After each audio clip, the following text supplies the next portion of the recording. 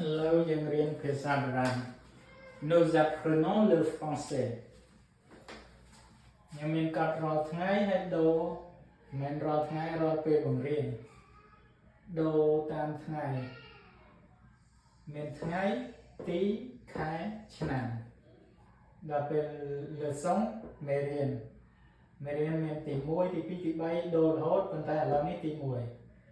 hai riêng làm pi sạ pi sạត្រូវមានស្រៈមានព្យញ្ជនៈរៀន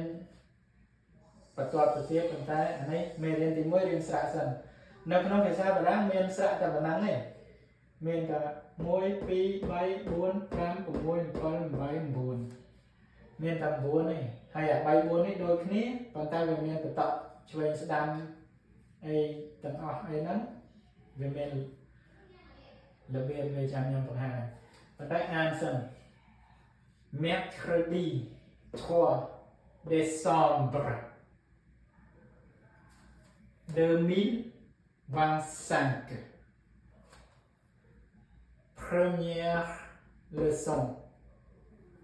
ប្រាំងត្រូវតែប្រាំកំពង់កអញ្ចឹងសំឡេងប្រាំងមែនទេត្រូវអានថាអញ្ចឹងបើខ្មែរយើងគេពិបាកអានពេកគេថា première អាហ្នឹងអត់ត្រូវទេប្រាំងវាស្ដាប់បានប៉ុន្តែឲ្យត្រូវតែម្ដង première leçon អានេះគាត់តែដឹងទេអត់តាមត្រូវចេះអីសំខាន់ទេ première leçon មេរៀនទី1ការបរិច្ឆេទនេះថ្ងៃពុធទី3ខែធ្នូឆ្នាំ2025 les voyelles ស្រៈនៅក្នុងភាសាបារាំងមានស្រៈតែប៉ុណ្ណឹងទេ2 4 6 8 9មានតែស្រៈតែ9ទេហើយគេសរសេរបានក្នុងភាសាគេយើងសរសេរជា2ទម្រង់តូចគេហៅ lettre minuscule ទម្រង់ធំ lettre majuscule majuscule ហើយពេលអានចេញជាសំឡេង i u ខ្មែរថា u នឹងវាអត់ត្រូវថាអុយអត់យកថាត្រូវ i ស្រួលថានេះ u o a e e e e នេះវាមាន2បើយើងសរសេរពេលប្រាប់គេឲ្យសរសេរថា e អញ្ចឹងគេសួរយើងថា e មួយណាយើងប្រាប់ថា e អាហ្នឹងគេសរសេរអានេះហើយបើប្រាប់គេថា y អាហ្នឹងគេសរសេរអានេះដូច្នេះ e u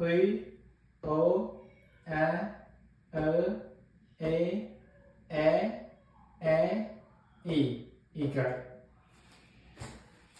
ពេលសរសេរជា minuscule អាហ្នឹងជាសរទូជា majuscule អានេះហើយ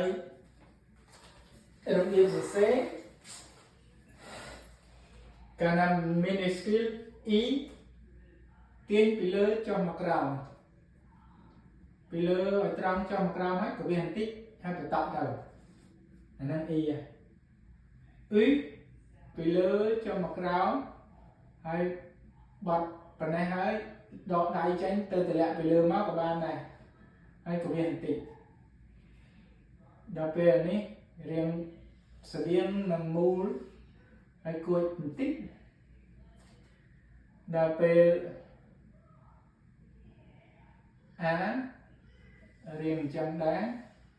ទម្លាក់មកហើយកវាចោលបន្តិចដល់នេះរៀងងោកអញ្ចឹងកុំសរសេរត្រង់ចេះវែងចេះអាហ្នឹងជាអក្សរមួយផ្សេងទៀតមិនតាន់រៀនហ្នឹងអញ្ចឹងយើងរំលងអាហ្នឹងសិនគាត់ដឹងថាបើវាអញ្ចឹងខុសហើយអាហ្នឹងវាជាអក្សរផ្សេងទៀតសរសេរឲ្យអស់អញ្ចឹងទៅហើយ y ស្តៀងស្រៈអូខ្មែរយើងហ្នឹងហើយចុះពីលើមកគួចអញ្ចេះក៏បានមិនបាច់គួចក៏បានហើយចំហក៏បានដែរ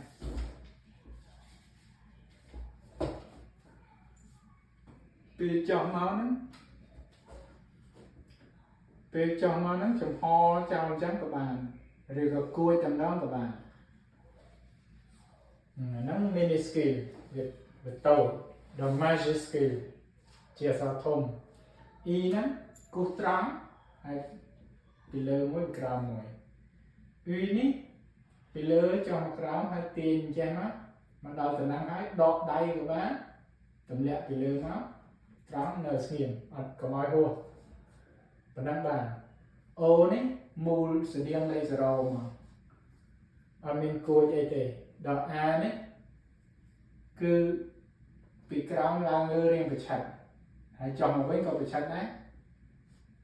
វះកដាលដល់ E នេះស្រួលជាងគេត្រង់ហើយប៉ុណ្ណេះហើយគូស្មើគ្នាទាំង3ទៅក៏បានដែរ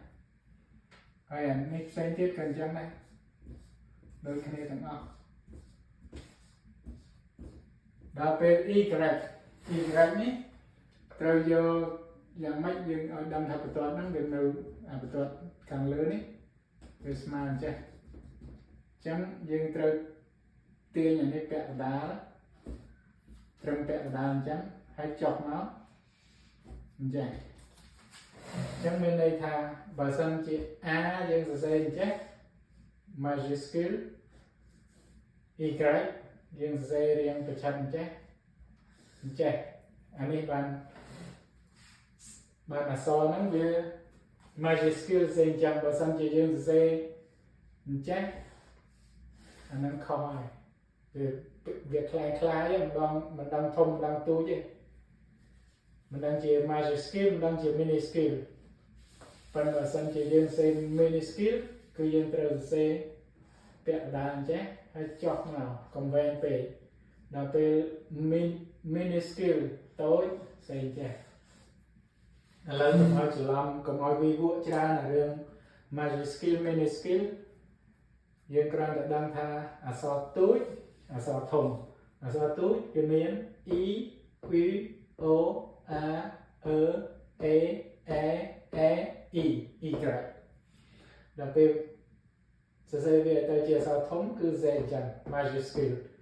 ហើយវាមានអាបតក់នេះម្ដងបតក់ឆ្វេងម្ដងបតក់ស្ដាំហើយម្ដងទាំងឆ្វេងទាំងស្ដាំអាហ្នឹងគេហៅ accent អានេះ accent aigu accent grave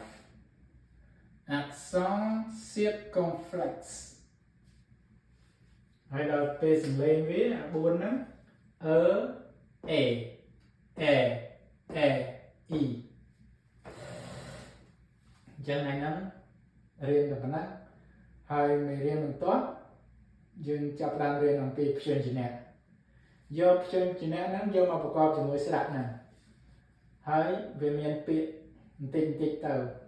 ជាលំដាប់ទៅអរគុណ